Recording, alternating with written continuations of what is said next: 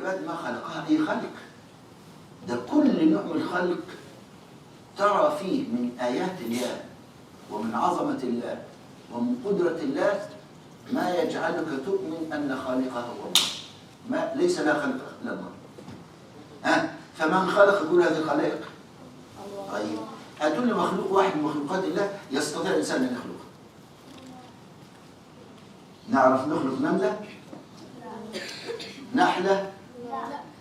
ذبابة؟ معزة؟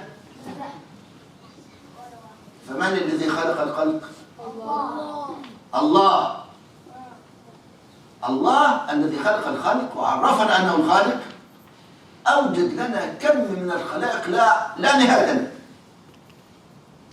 عشان الذي لا يعرف الله المخلوق يعرفه الثاني من العاشر من 100 من 1,000,000.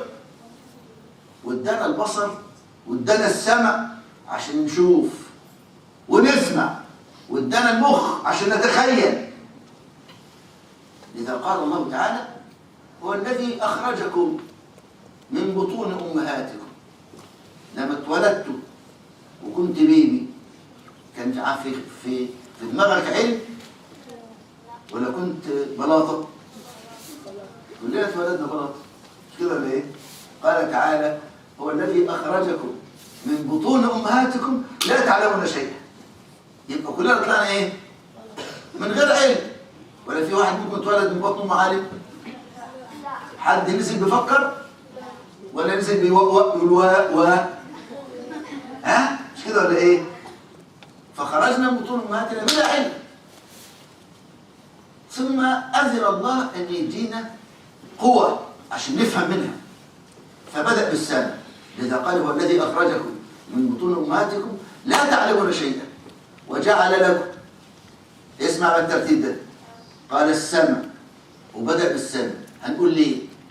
والابصار والافئده. ليه بدا بالسمع؟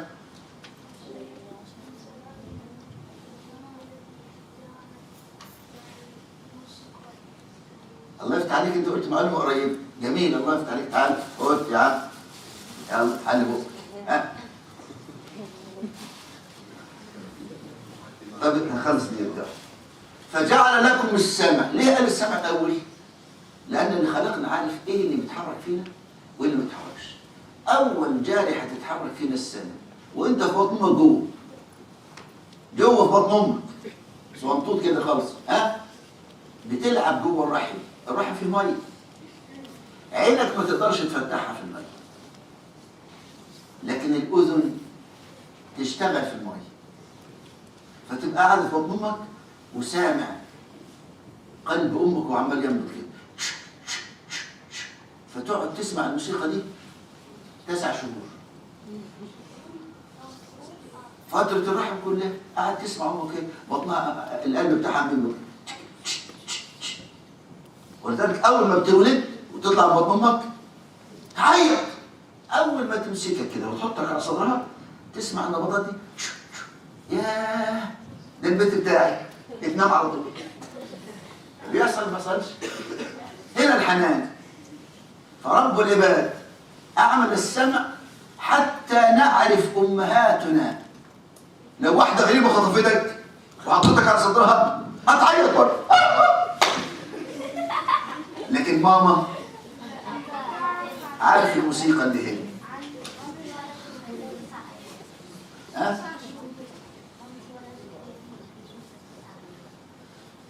9 شهور. ما في حد بتقول بعد كل لا، ده انت تقعد في بطن امك جوه 9 شهور. ماشي.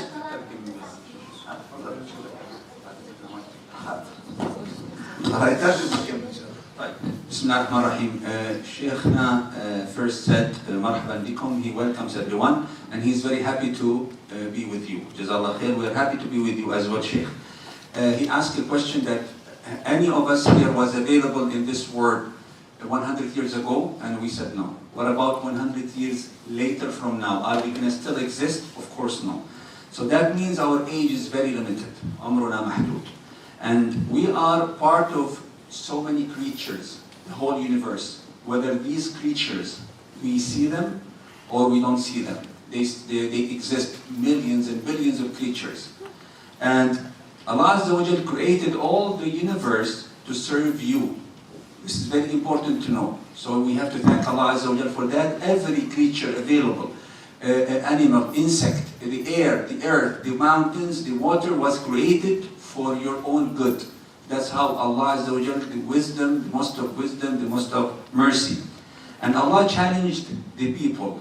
Can you create this? Can you even create a fly? And no, since 1,400 years ago and until now, the whole humanity, with all technology, they could not create one single fly. Very small creature. Can we create a fly? No. So that by itself is enough evidence that Allah exists and Allah is the only Khaliq. And Sheikh said even the faragh, even the space that we see nothing in, if Allah makes our eyes stronger, more powerful, we will be able to see millions of small species that are surrounding us, that we cannot create, that only He created. And no one else can deny this fact, unless someone says, I created it, and nobody did. And every species, every ant, every mice, every cat, every dog has their own language, their own habits, their own organization, their own people, and they have their own matters, but we do not understand their language. Allah does. These are all proof of Allah's existence. And when you eat anywhere, small pieces of food falls down, whether you realize it or not, very, very tiny small. And this food is that you left behind is food for other species. They come eat it, which you don't know. Now big pieces we see, but small pieces we don't. That's again, Allah makes the cycle of life. Last thing, that this universe with all these creatures is enough proof of Allah's existence, and we need to love Allah and know that He created the whole universe for us, and He created abilities that makes us understand the creatures and creation. The first ability which was created when we are inside our mom's womb is the hearing, and then the vision, and then the brain. And that comes in sequence simply because you can hear when you are inside the water. You know, we swim, right? Everybody swims? Yes. When you're inside, and if there is some, movement, you hear it a bit, not as clear. So the baby inside the mother hears the heart beat, hears the movement of the mother. That's why when the baby comes, and they cry, and then when they are in the lap of the mom, near the heart, they feel peaceful because they're back home. And then the Sheikh will continue with the other senses. So it's an amazing topic. Jazakallah khair. Tfaddal Sheikh. وجعل لكم السمع. يبقى السمع متى يعمل؟ والبيبي في بطن أمه. لكن البصر لا يعمل داخل البطن. فإذا ولد الطفل بعد 40 يوم من الولادة يبدأ يبصر. قبل 40 تعالى للبيبي حديث الولادة وهو مفتح عينه، حرك اصبعك قدامه، عينه مش هتمشي لأنه لا يعمل. بعد 40 لو حركت اصبعك هتمشي. فالبصر يعمل بعد 40 يوم من الولادة. وآخر حاجة تعمل قلب. ليه ربنا ادانا هذه الجوارح؟ لنستفيد بها. أولا في معرفته، نعرفه فين؟ من خلال مخلوقاته. ملايين المخلوقات في الكون من حولنا. كل مخلوق رب العباد أتقن خلقه وأحسن خلقه وجمله. هتلاقي قطة جميلة، هتلاقي كلب جميل، هتلاقي إنسان جميل، هتلاقي نحلة جميلة، هتلاقي فراشة جميلة. كل واحد فينا يستعمل حاجة يفكر فيها. من الذي خلقها؟ كيف خلقها؟ كيف أدار لها شؤون حياتها؟ كيف تعيش؟ كيف تتكاثر؟ كيف تتناسل؟ كل ما فكرنا هنعلم يقينا أن كل هذا الخلق خلقه، وكل هذا الخلق لا يتحرك إلا بأمره وتدبيره. فرب العباد أعطانا السمع وأعطانا البصر لنعمله في مخلوقاته. ما أعطاناش العين عشان نعطلها وننيمها. قال لنا هننام ونستريح كل يوم 8 ساعات ماشي. طب وانت صاحي؟ ينفع تبقى صاحي وتعطل عينك وتوقفها ما تشتغلش؟ ولا غصب عنك مفتوحه؟ مطلوب اعمالها، مطلوب اعمال السمع، مطلوب اعمال المخ والخيال. كل هذه قوة أعطاها الله لنا لنستفيد بها في معرفته من خلال خلقه.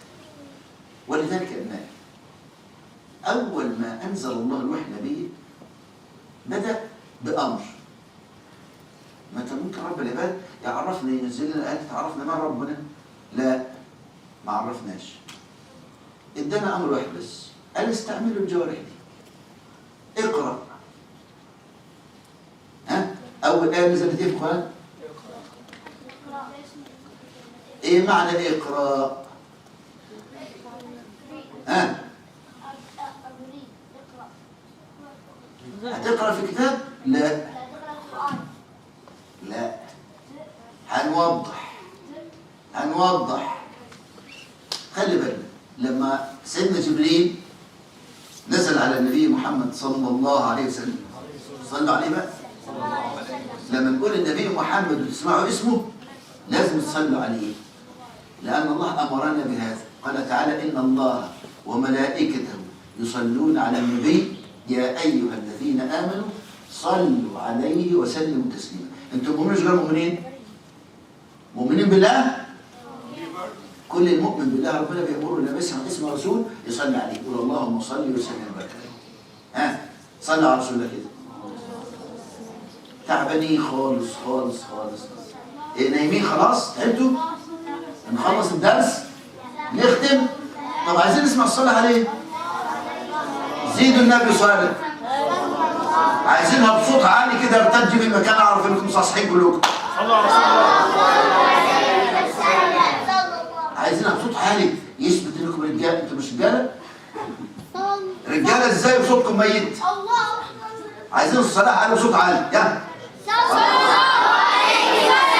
ايوه كده فرحوني. ها؟ هتكسفونا قدام البنات هيطلعوا اجدع منكم؟ بلاش الغيره يعني. دول اخواتك وانت اخوهم. مش اختك دي في الله وانت اخوها؟ خلاص خلصت. ما ينفعش نفرق بيننا. اللي خلقك هو اللي خلقك، واللي احسن خلقك رجل احسن خلقه انثى. ولولا ان امك انثى ما كنتش انت اتولدت. صح؟ خلاص صح بقى. ها؟ اذا ندرك هذه المعاني. رب العباد خلقنا واعطانا هذه الملكات لنعملها في خلقه. فاول امر، اول نداء من الله للبشريه قال اقرا. رسول الله صلى الله عليه وسلم كان امي لم يتعلم القراءه والكتابه، فقال ما انا بقارئ. انا ما اعرفش القراءه، ما بتعلمش القراءه. 3 مرات يقول له اقرا والنبي يقول ما انا بقارئ. وبعدين قال له ايه؟ لا، اقرا قراءه ثانيه بقى انت تقدر تستطيعها وكل الناس يقدروا عليها. القراءه يعني ايه؟ اقرا باسم ربك الذي خلق. لها معنى عالي جدا. هذه الآية مش لها معنى واحد، لها معاني. اقرأ يعني استعمل ملكاتك، بصرك، سمعك، عقلك، وانظر في كل اللي ربنا خلقه. عشان كده قال له اقرأ باسم ربك، استعن بالله وانظر في كل ما خلق. يبقى مطلوب النظر في كل ما خلق، بس لا نعمل النظر عشان نرى عظمة الله في خلقه. ازاي اتقن الخلق؟ ازاي الذبابة الصغيرة جدا دي تلاقي لها عيون ولها رجول ولها أجنحة ولها بطن وبتاكل وبتتجوز وبتخلف. ها؟ نقرأ في كل مخلوقات الله. كلما نظرنا مطلوب أن نفكر كيف خلقت، كيف تحيا، كيف تتحرك. ها؟ يبقى النظر والفكر والتدبر بس. لا، ده رب العباد أوجد في كل مخلوقاته أسرار كلها تدلنا على كمال قوته، كمال قدرته، كمال علمه، كمال حكمته، مطلوب ان احنا نرى هذه العظمة في مخلوقات الله كلها. اقرأ، يبقى مطلوب نظر، تفكر، تدبر، قراءة أسرار الله في خلقه، بس لا استخراج العلوم من خلقه. هو العلوم بتاعتنا بتدرسوها وهتدرسوها عمركم كله. الإنسان جابها من فين؟ هتدرسوا علم النبات وعلم الجيولوجيا وعلم الطب. الإنسان جاب العلم ده من فين؟ من مخلوقات الله. هو في واحد فينا بيألف طب ولا بينظر في الإنسان عشان يقرأ إيه هي أعضائه؟ إيه هي الأمراض اللي بتيجي على كل عضو في جسمه؟ إزاي نعالجها؟ كل علم الطب مأخوذ من الإنسان. كل علم الجيولوجيا مأخوذ من الجبال. كل علم النبات مأخوذ من النبات. كل علم الحيوان مأخوذ من الحيوان. نكتشف فيه. مطلوب كل واحد منا يكون مكتشف، مخترع، مبدع، ينظر ويتدبر ويستخرج من علوم الله اللي بثها في خلقه ما يجعله صاحب اختراع، صاحب إبداع، صاحب فكرة إذا وصلت للناس وانتفع بها الناس يبقى هو نفع البشرية كلها. يبقى استفاد بطاقاته وأفاد الخلق كلهم باكتشافاته. ما شاء الله تبارك الله. A lot of great information. جزاكم الله خير. Okay. Yeah. After 40 days from the birth of a baby, and I think maybe you remember when we were 40 days old, we start, of course not, we start to see things. And we can test with those who have babies. You can move your finger in front of the baby. In the first couple of weeks, there is no real movement, but the recognition starts to get much clearer. Vision starts working in the 40 days. So Allah Azza wa Jal created us and gave us our abilities one by one according to our needs.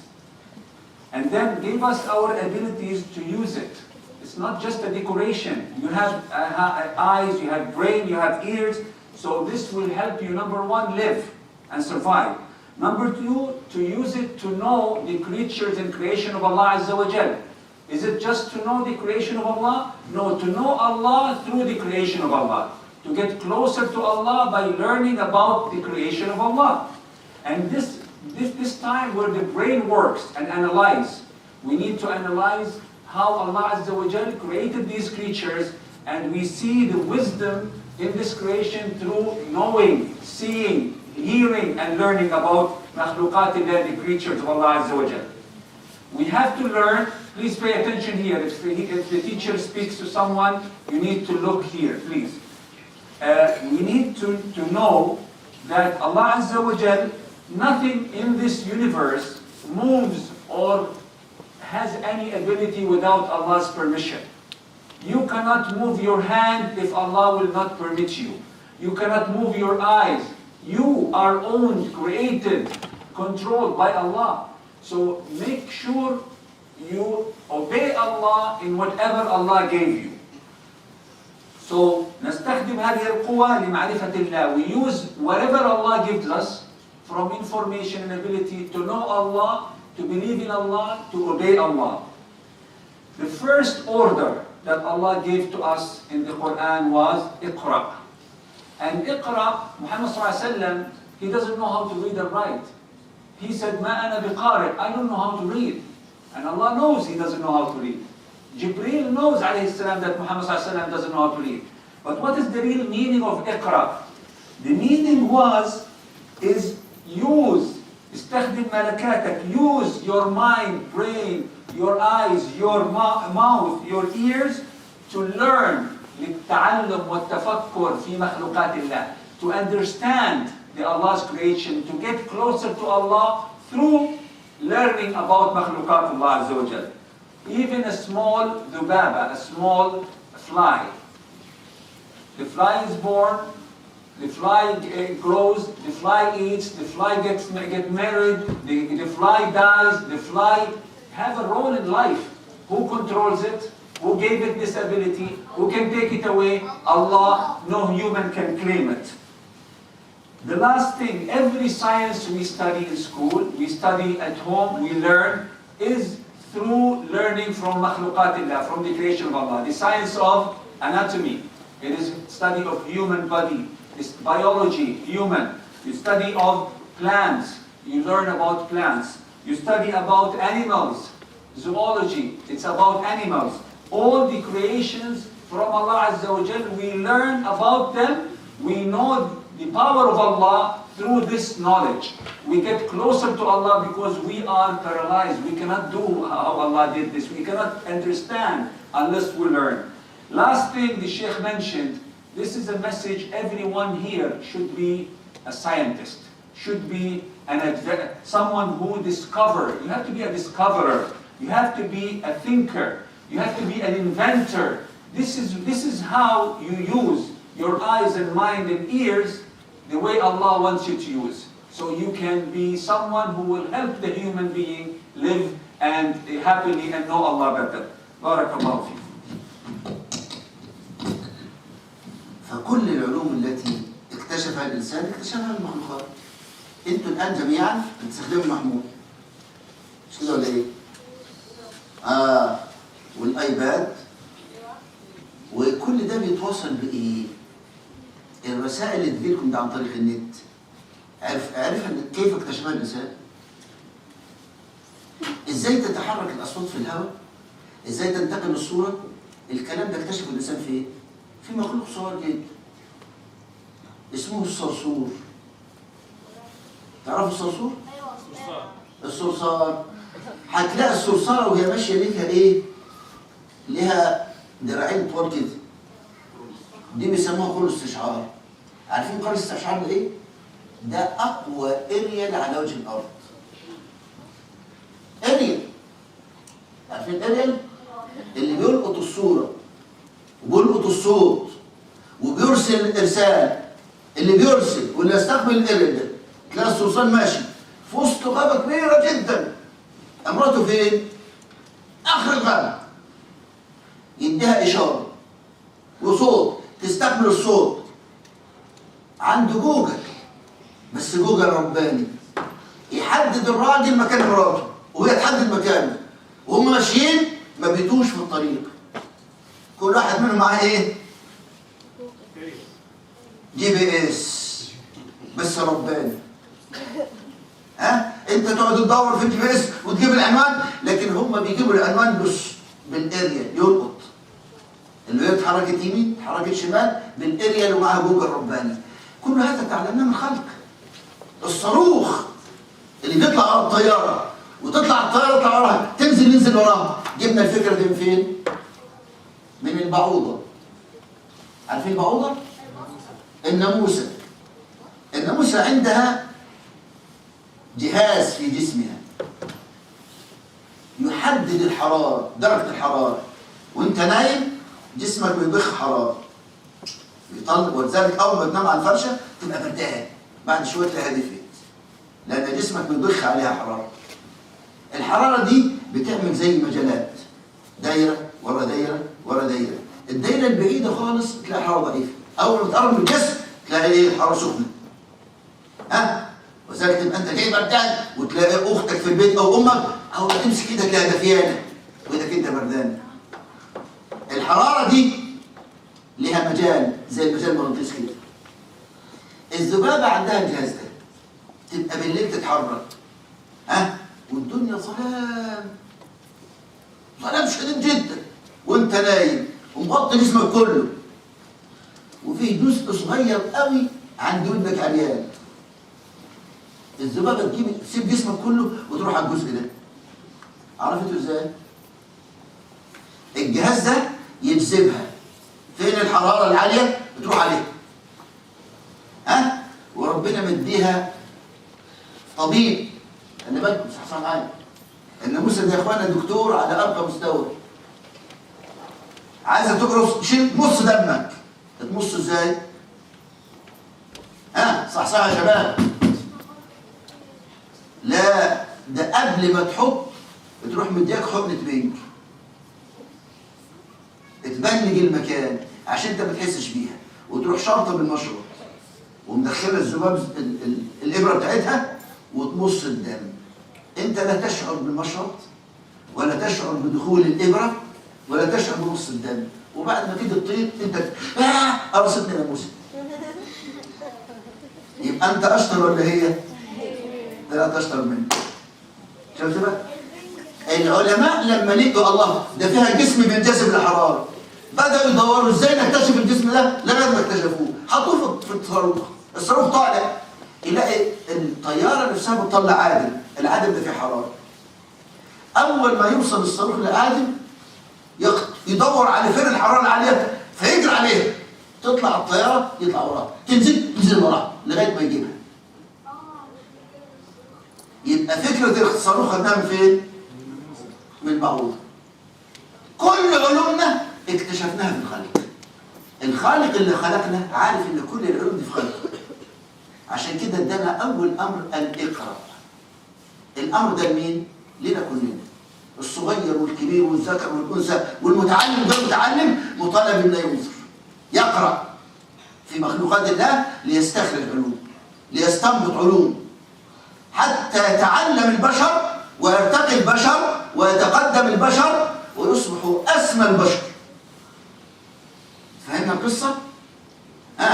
وضحت؟ خد درس.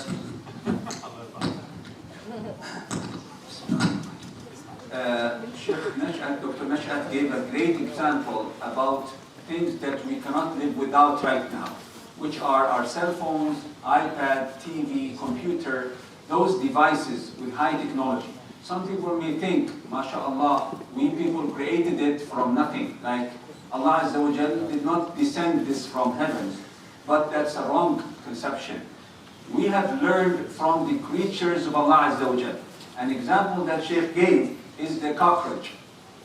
The cockroach could be in the forest and in few minutes or hours can find his other cockroach, like his wife or his son or daughter. What did he use, or that cockroach, to be able to reach to his destination?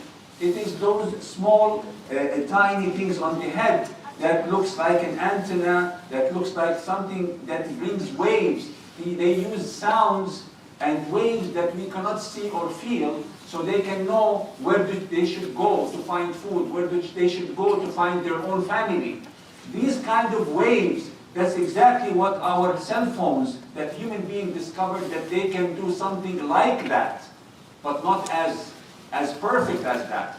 We're still no way we can make a robot with everything that is as perfect as human being. So all technologies are indication human beings are learning from the creatures of Allah Azza wa Jal. And another good example that we all see in movies, and it's true example, that there are small missiles that follows planes, war planes. And if they hit them, they keep on following them. The plane goes down, goes up, there's no escape. Why? Because these missiles follow the heat that the plane produces through the engines. Where did people learn this? MashaAllah, the Sheikh mentioned, and all of this is new to me, Jazakallah khair Sheikh. It is through an insect called al-ba'uda, the mosquito. Mosquitoes, especially whoever did camping, they come at night, they attack you, and even if you wear everything you have over you, if you have a piece of your ear outside your clothes, subhanallah, the mosquitoes are so intelligent, they come to that small piece of meat or elbow or finger that is exposed. How did they know the place? Allah gave them the ability to see and feel the temperature that your body produces. We produce temperature, we have to stay warm. So this kind of connection, it is like the rocket or the missile that hits the plane through detecting heat from very far. So a mosquito, this tiny, we look at it as something not even important in life, have those abilities, and Allah gave it these abilities. The abilities of the mosquito are even beyond just the heat detector. They are like doctors. They come to your skin, they don't want you to kill the mosquito before the mosquito takes some of your blood. So what do? Allah gave them the ability to put anesthesia, to put something that make your skin numb without you feel. Little liquid from their tongue on your skin makes it doesn't feel, and then they drill like a surgeon inside your skin with tiny drills, and then they suck your blood, and you don't feel.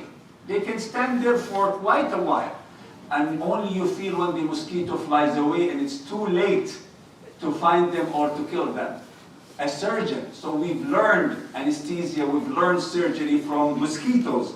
All sciences that people learn, people discover from now till Yawm al-Qiyamah, they are available in the creatures of Allah Azza wa Jal. It's only up to us to strive hard and work hard to learn those sciences and bring things new to the Bashariyah. And that's why learn always. The first word is Iqra, learn, use your abilities to discover the word and obey Allah Azza wa Jal.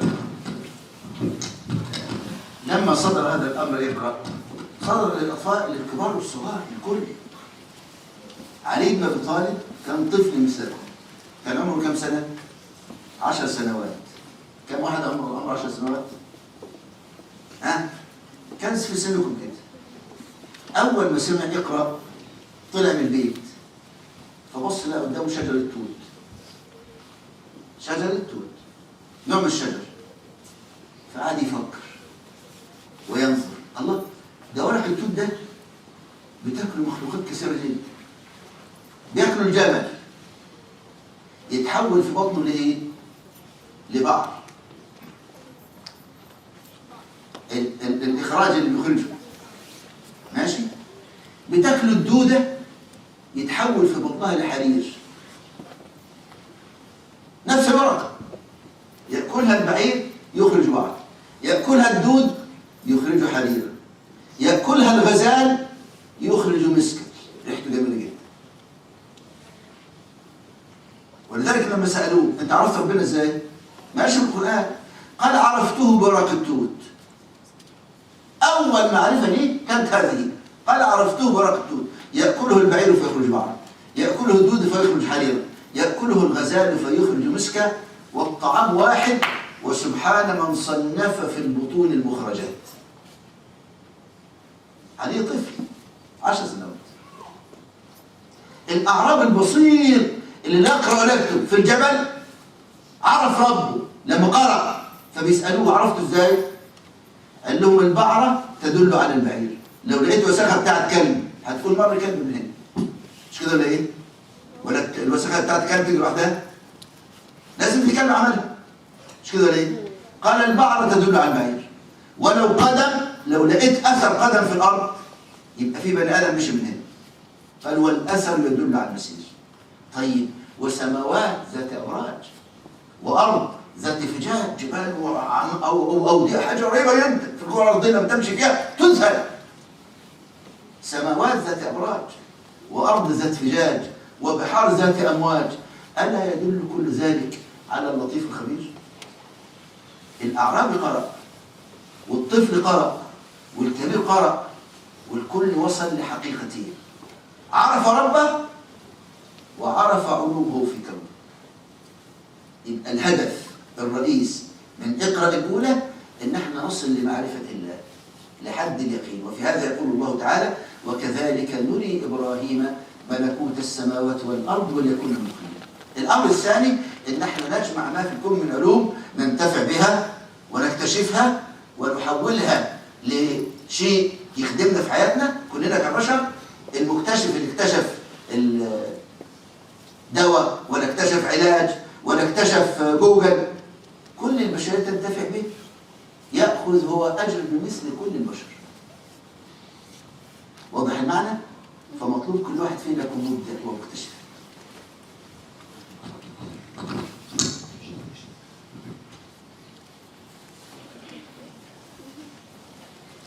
A very, very important thought and great examples. And mashallah, this example applies to your age. And really, compare yourself with a person like Sayyidina Ali ibn Abi Talib radiallahu anhu. He was your age, 10 years old. And Allah gave him the same senses you have. Eyes, ears, brain, heart. He wasn't super human being. He was a normal human being. But a human being, young human being who saw Muhammad ﷺ, he was in his house. So he had a special heart. And we have the Sunnah with us and the Quran, we can be with special hearts as well. What did Ali ibn Abi Talib do, radiallahu anhu, 10 years old? How did he know Allah? They asked him, how did you know Allah? How did you become a Muslim? You are only 10. He said, from the berry leaf. We have a lot of berries here, toot in Arabic or tutiyat. So raspberry, blueberry, these are all toot. So from that leaf, I knew Allah. They said, subhanallah. How come? He said, the same leaf, the same plant, when the camel eats it, the camel poo. Normal, we know. Like us, when we eat, we get it out in this dirty way. But the same plant, a small insect, a worm, the special worm, silkworm, Allah makes that worm produces silk. And silk, they make the most expensive clothes in the world, and harir. And this silk is being only allowed to be worn by women, not men in Islam. And you can ask your teacher later why and how. SubhanAllah, the same plant but different production. The same plant, the deer eats it and produces musk, in English musk, M-U-S-K, which is a very important and nice natural perfume. And they come like a glue that becomes like a cream. But then they take a bit of it and put it in bottles and mix perfumes with it. But it's not usually pure. Pure musk is very expensive. From the deer, there is a place in the deer that we get the musk, and the deer ate the same plant. When Ali ibn Abi Talib saw these wisdoms in this small plant, he knew that there is Allah who made it, and there is only Allah. He knew Allah through the creatures of Allah Azza wa Jal. Another great example, a Bedouin, uneducated man came from the desert. They asked him, how do you know Allah? He said, so simple. Really? It's such a difficult thing to know that Allah exists. He said, no. If I see a camel poo, I know there was a camel there. Yeah, again the camel, because they used to deal a lot with camels. But when I see footsteps in the desert, I am sure 100% there was a man there. I don't have to see the man. I saw the steps. Steps comes, or an animal steps, any steps, athar. It will make me guarantee, prove that there is someone who walked here. Can't I know Allah from watching all the beautiful creatures of Allah, the mountains, the water, sea, the food, ourselves, the animals? These are enough proof for me that there is an intelligent, most powerful, most merciful creature behind all this. And why this Bedouin and Ali ibn Abi Talib? What is so common between those two? They have used the word iqra to discover the word. You have to read, but not only read. Read and think and listen and watch and observe. And we need to collect, najma' al-ulum, collect all sciences, to use it to know Allah, to use it to help our fellows, to make something that is beneficial to all humanity. Read means observe and learn and grow. يبقى جاء الوحي ليعرفنا أولا بالله ويحملنا على أن نبحث في علوم الله وفي خلق الله ونسير في أرض الله ونستخرج من فضل الله ومن علوم الله ومن خلق الله كل ما ينفعنا. هذه واحدة. ولذا أمرنا بطاعته وجعل هذا الأمر دين وعبادة. اللي ينفذ أمر الله ويقرأ ويتدبر رب العباد وعد إن هيفتح عليه وهيكرمه ويوصله لأسمى درجات الإيمان وأكمل أنواع العلوم. هذه واحدة. ثانيا قال اقرأ مرة ثانية. قال اقرأ باسم ربك الذي خلق. ثم عاد فقال اقرأ أخرى.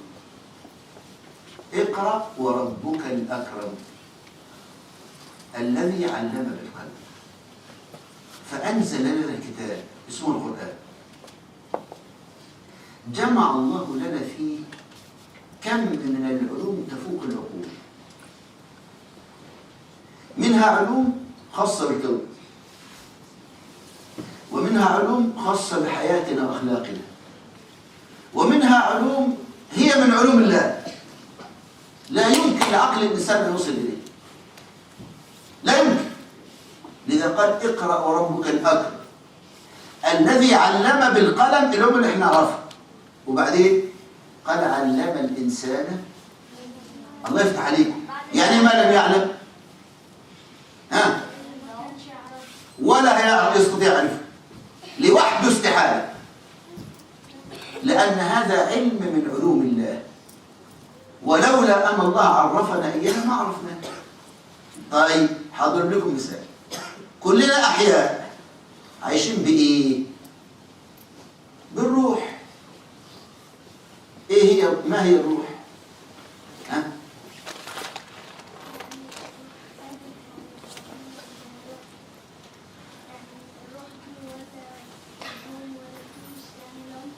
لا يا ابن حبيبي، الروح ده مخلوق فينا جوانا، مخلوق فينا لا نراه ولا نحسه ولا نلمسه وحياتنا بيه.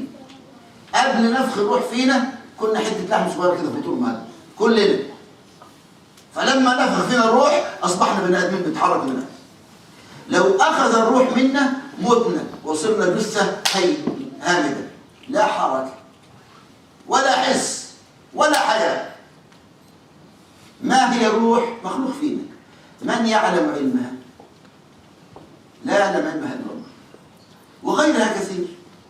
كم من مخلوقات الله في كونه، كم من علوم الله في كونه التي يعلمها العليم الذي خلق كل الخلق ولا يعلمها الإنسان. علمنا الله قطاع كبير جدا من هذه العلوم في القرآن الكريم. من هذه العلوم علمنا حقوق ما الخلق حولنا، فأوجب علينا عبادته. كيف نعرف الله، كيف نعبده، كيف نصلي له، كيف نؤدي له حقوقه. فأوجب علينا علوم من الصلاة ومن الزكاة ومن الصيام ومن حسن الخلق ومن عدم الاعتداء على الغير. كل دي تعليمات من الله لنا حتى نكون أسمى الناس وأرقى الناس، ولا نؤذي الناس، بل نعين الناس على أن يتعاون مع الناس لنرتقي بالبشرية. هذه المعاني ساقها الله عز وجل. ومن هذه المعاني معنى خطير جدا، أقرب الناس إلينا وأكثر الناس خدمة لنا في حياتنا من الأم والأب. الأم والأب. تقدر أنت تشيل طفل على إيديك يوم كامل 24 ساعة؟ طيب إيه رأيك بقى إن ماما شالتك في بطنها 9 شهور؟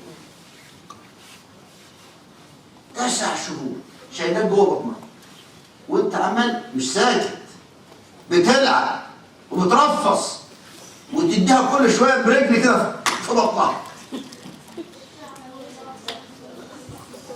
اللي يحصل ما بيحصلش؟ كلكم كنتوا بترفصوا جوه ولا لا؟ ها؟ مش بترفص بس، بترفص برجليك وتضرب بايديك وعمال تضرب مشاك وهي جوه عمال تاخد الخبطات دي كلها. اللي اتحملتك 9 شهور دي ملهاش حق عليك، ملهاش حق عليك.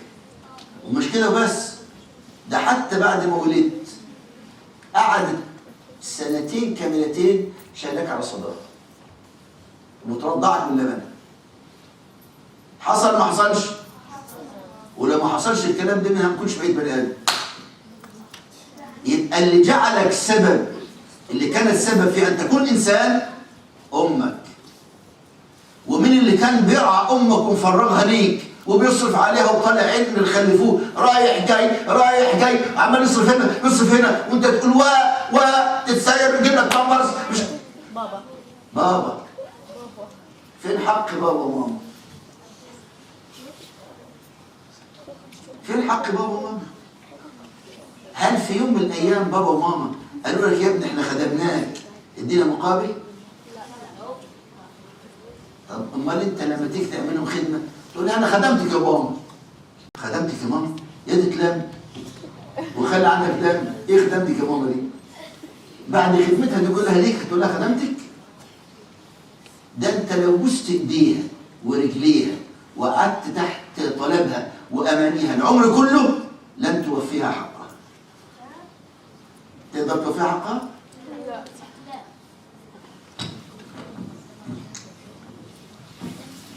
ما شاء الله تبارك.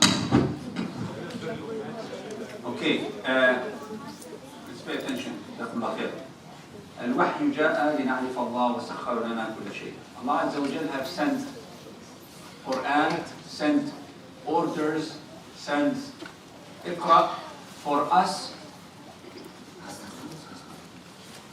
Allah have sent Al-Quran for our benefit. There are two types of Iqra. In Iqra, Bismi Rabbika alladhi khalaq. The first Iqra, to use all your senses to learn about the universe through the creatures of Allah Azza wa Jal, you know Allah Azza wa Jal. The second Iqra is talking about Al-Quran Al-Kareem. Allah Azza wa Jal's words to us, message to us. And in Al-Quran Al-Kareem, you will find all type of sciences. كل العلوم. Sciences that are tangible, that are facts, that we see them, we live with them. Such as we've mentioned biology, earth, animal science, plants. And other sciences about ghaybiyat, things that we cannot understand or learn, but we need to believe in. There are a lot of sciences in Quran, information and knowledge that called like al-ulum al-ghaybiyya, al-ilahiyya. Allah told us about them that we cannot discover them by ourselves. And we cannot know the exact way they go. Such as the ruh, the soul. We are all made of body and soul. If the soul leaves the body, we die. Before the soul came to our body, we were small pieces of meat inside the womb of moms. Small pieces of blood, have nothing. So nobody can claim that they know exactly what this spirit is all about.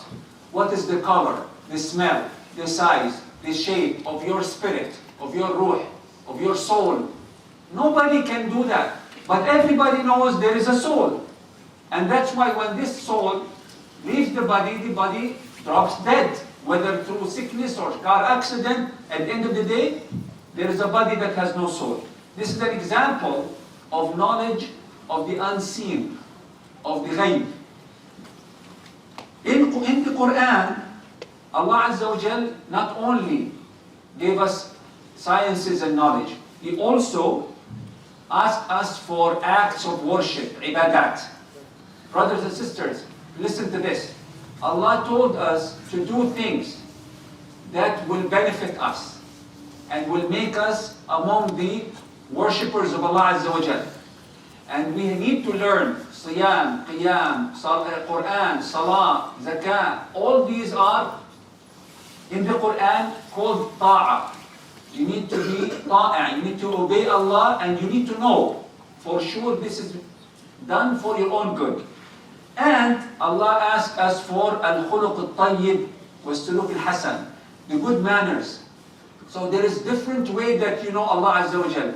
With good manners and with good attitude, you will be able to survive and deal with others the best way possible. And again, it's for your own good. Allah doesn't need this. We need it. We need to learn the akhlaq al-hasana so we can live happy and Allah Azza wa Jal will be proud of us. One example of al-khuluq al-hasan and the real ta'ah is your duty towards the people, the two persons who have brought you to this world. Allah brought you through them, who are mom and dad, father and mother. You cannot carry a baby for a whole day standing or one small baby, but your mother carried you for 9 months. I have my brother, younger brother, my mom carried him for 10 months. I don't know why she only carried him for 9, but he liked it inside. It happens sometimes. Sometimes less than, but that's too long, too heavy, too tiring. And then breastfeeding for 2 years. And then You become a human being because of your mom and because of your dad. And then she asked you for no return. Did anyone, his mom said, I carried you for 9 months, let me see, 9 months, I need $9,000. Of course not, for free. And she's happy to give more and more.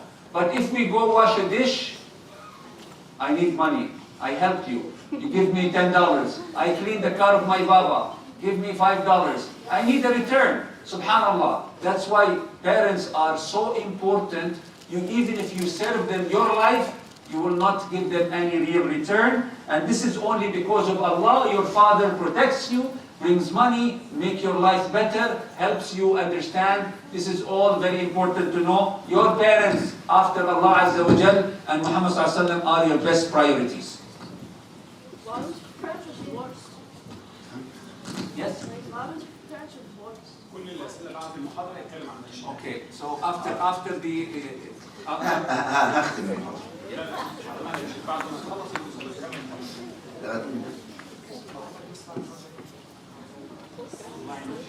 قال لذا جاءت وصية الله لنا أولا بعبادته، وجعل أول أمر بعد عبادته الإحسان للأبوين الماما وبابا. قال تعالى وقضى ربك، يعني حكم وأمر، وقضى ربك ألا تعبدوا إلا إياه، لا تأخذ أمرك في حياتك كلها إلا من الله. يبقى مين صاحب الأمر في حياتنا؟ الله.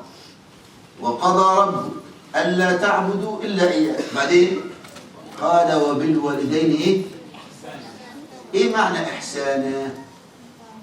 حد يعرف؟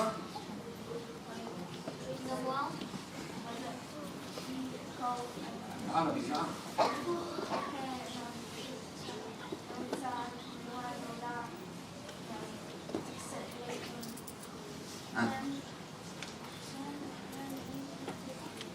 الوالدين إحسانا، يعني إيه إحسانا؟ الشيخ بيقول يعني إيه إحسانا؟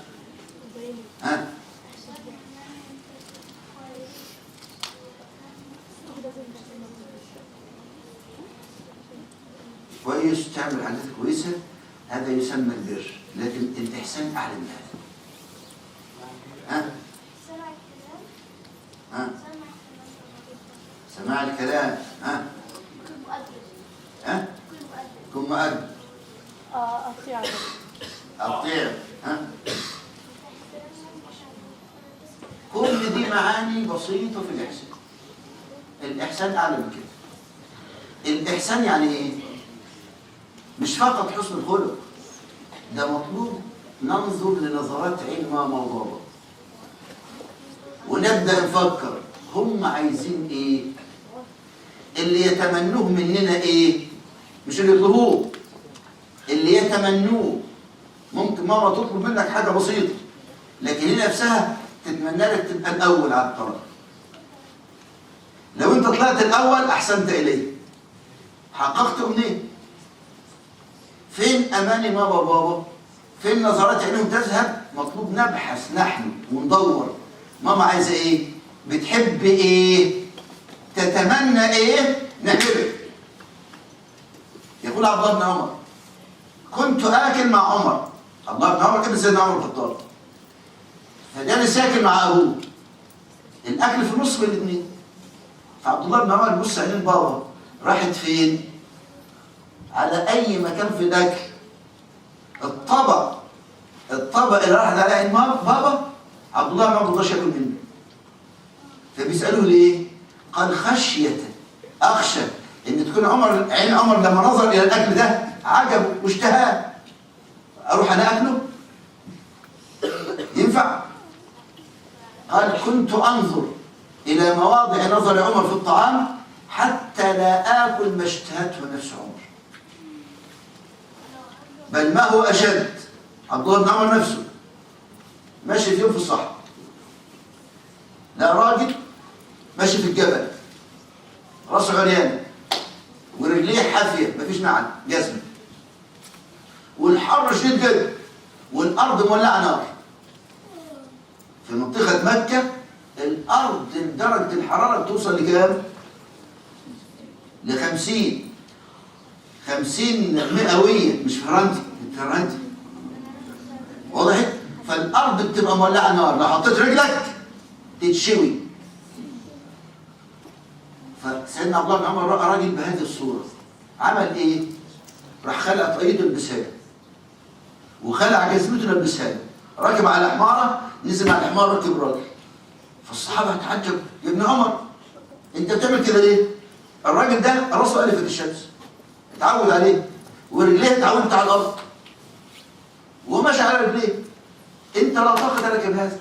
قال لا، لأن أبي كان يحب أباه.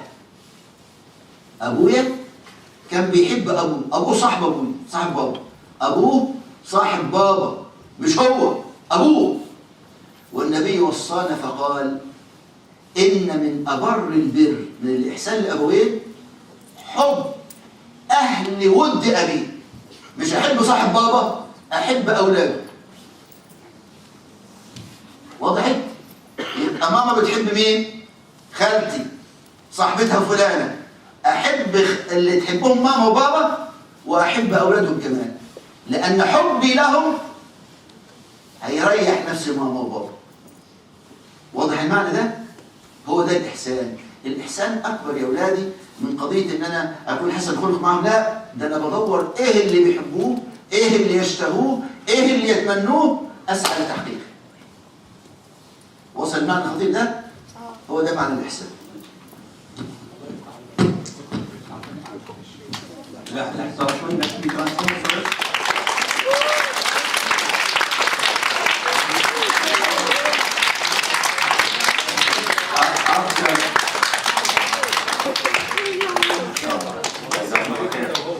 After that, Allah Azza wa Jal mentioned the first thing to do, the first order is to worship Allah, ibadatullah. Immediately in this ayah, وَقَضَى رَبُّكَ أَلَّا تَعْبُدُوا إِلَّا إِيَّاهُ وَبِالْوَالِدَيْنِ إِحْسَانًا.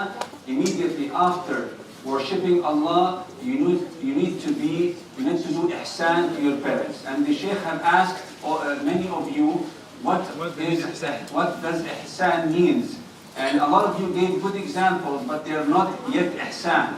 Listening to mama and papa, talking to them nicely, not making them angry. All of this is just the birr, not ihsan. It's the minimum. The Sheikh had said the real ihsan is to do what your parents wish you to do, even without them asking you to do it.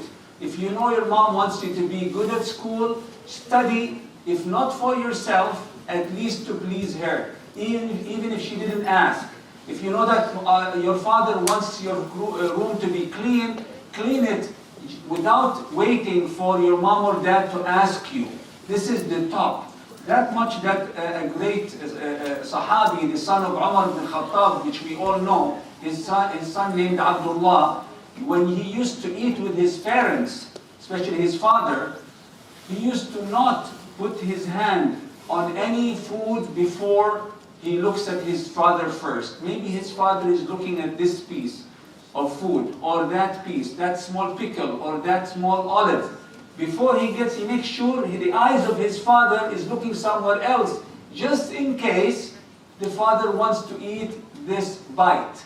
Subhanallah, that is the sensitivity of looking after the feelings, not only the orders or instructions, the feelings of mom and dad. This is the top of ihsan. Not only that, the same Abdullah ibn Umar, after his father passed, Umar ibn Khattab, rahimahullah wa radiyallahu anhu. Once he was walking in the desert, Abdullah ibn Umar, and he is from a good, rich family. He was wearing clothes with his friends.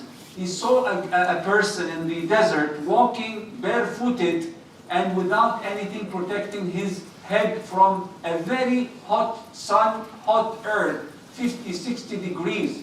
Immediately he jumped, he took his clothes off, the head covering, his shoes, and he gave that person, poor person in the desert, he gave him his own ride. It could be a camel or a donkey or a horse. He gave it to him. And then the people around Abdullah ibn Umar told him, this Bedouin, poor guy, is used to this. His feet are so thick, he can take temperature. His head is used to sun. You are not used to this kind of temperature. Why would you prefer him over you? Imagine his answer. He said, the father of this Bedouin guy is the friend of my father. My father passed away. I still will remember my father by doing good, not only to his friends, to the family of his friends, to the children of the friends of my dad. This is ihsan. You do good to those whom your dad or mom used to interact with. The best thing you do in your life is to watch the feelings of your mom and dad and try to do what they want you to do before even they ask about it. This way you will be really a good mu'min, a good Muslim, a good worshipper, and your children, your own children will do the same to you. جزاكم الله خير. واجب عملي جايز، واجب عملي اليوم كل واحد لما يرجع بيته هيروح يبوس ايد امه وابوه، واذا كان مضايقهم يصالحهم، واذا كان بينه وبينهم شيء يبدا معاهم من جديد. اولادنا لازم يحضروا. Okay, your homework today very simple, and I know everybody will do it. Your mom and dad, some people say no. Your mom and dad will love that you show them the best of ihsan today. Kiss their hands and feet if you can, and head. And not only that, not only kissing. Not only kissing. Not only kissing. Show them that the ihsan we were talking about. If you listen to this and you do not do anything, waste of time, haram. If you listen to this great session, you need to put it in practice. Barakallahu fikum. اللي عايز اي اسئله مع الشيخ يقدر يستنى على جنب هنا ما يطلعش او هنا في الكورنر ده. اللي عايز يسال اي سؤال any question you can wait here at this corner. Guys, the question is at this corner. You can wait there at this corner if you want to ask the question. Thank you.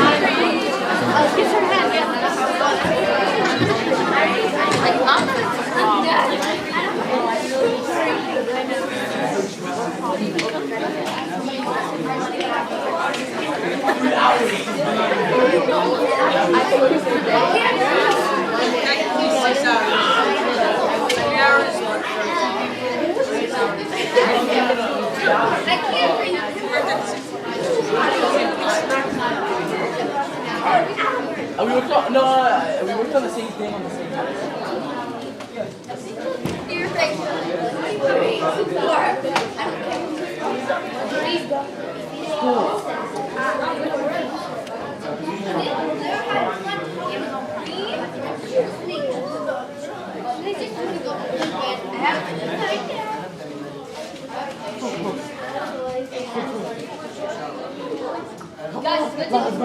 Let's go.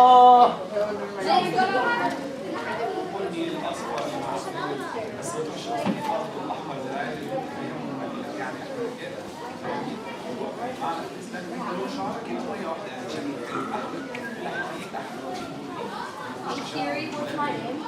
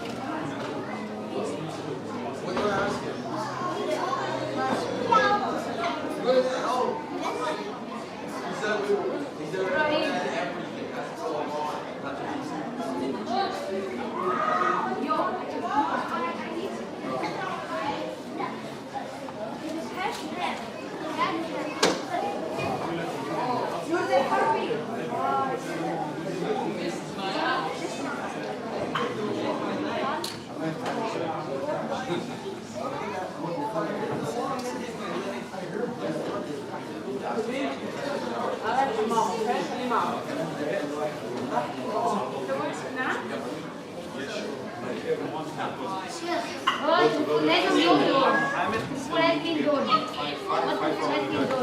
شيخ جيب بابا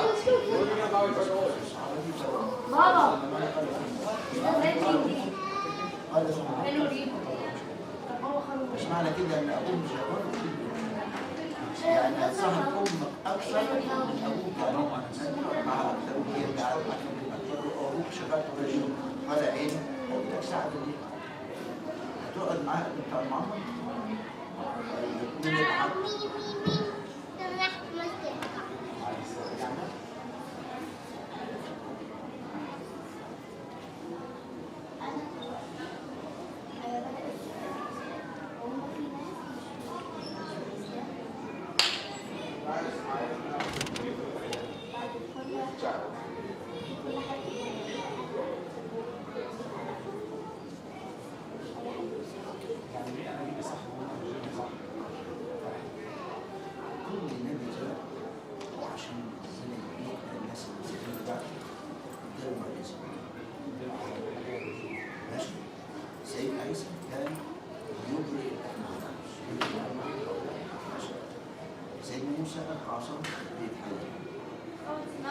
ضرب بها الحجر فجر مشط ضرب بها البحر فرق مشط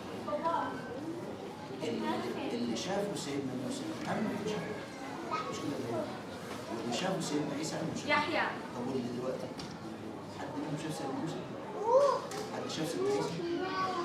بيعد معجزة النبي ده خالص القرآن ده كتاب اللغة العربية واحنا دلوقتي كلنا دخلنا اللغة العربية ربنا تحدانا قال كل البشر والجن معاكم كمان تعرفوا ليه مستوى زي لما يعجزنا كلنا الكل عجز قال طب خلاص بلاش كتاب هاتوا 10 صور ما قدروش هاتوا صورة واحدة ما قدروش هاتوا صورة تشبيهه قرب منه بس ما قدروش الكتاب موجود مش موجود حتى تعالوا اقرأوا الكتاب طلعوا لنا فيه معلومات الكتاب جاب لنا علوم ايه العلوم دي؟ كيف بدأ الله الخلق؟ ازاي بدأ خلق آدم؟ آدم كان موجود؟ ما كانش موجود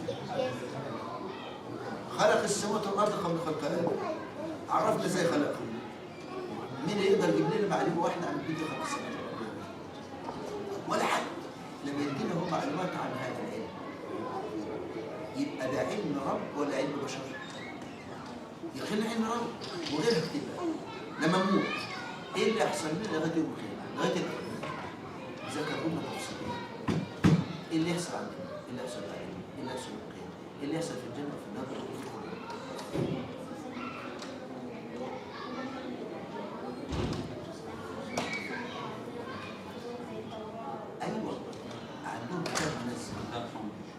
الكتاب المنزل اللي معاهم ما كانش مهندس كان كتاب تعليمات القرآن عايز معاه مجرد شويه بس روت تعليمات ما حطش اعجاز زي محمد اعجاز اعجازه في الكتاب وفي نفس الوقت جمع فيه كل التعليمات وتحدانا مين ولا بيتحدانا بغيره الرسول مات بس القرآن نقدر انا وانت نتحدى اهل الارض كلهم هو نقدر ما نقدرش نقدر كلهم تعالوا هاتوا 10 صور زي نقدر ما نقدرش نقول هاتوا صوره زي هاتوا صوره الشيخ معانا المدرسه ولا راحت؟ لا ما راحتش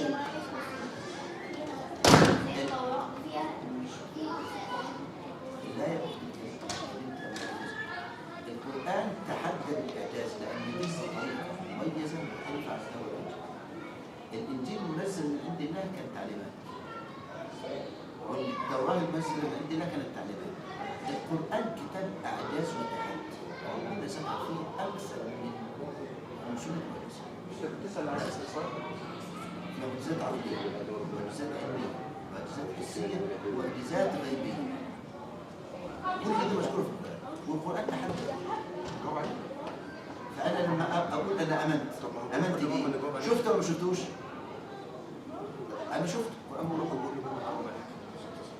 لا ربنا حفظه ولم يحفظ التوراة. لذلك التوراة المنزلة الأصلية مش موجودة. هسألك سؤال بسيط. هقول لك تقدر تقرأيه ولا ما تعرفيش؟ لما تقرأيه هتلاقي فيه كلمة واحدة فيها هزار ولا كل كلام مفصل. هتلاقي موضوع اتكلم فيه مش موضوع حقيقي، كله حقائق. طيب هل يتصور ان رب العباد ينزل كتاب فيه كلام فاضي؟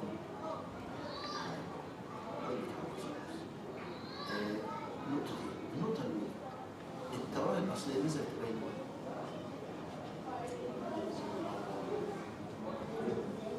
أي لغة؟ لا مش باللغة. سيدنا موسى كان عايش فين؟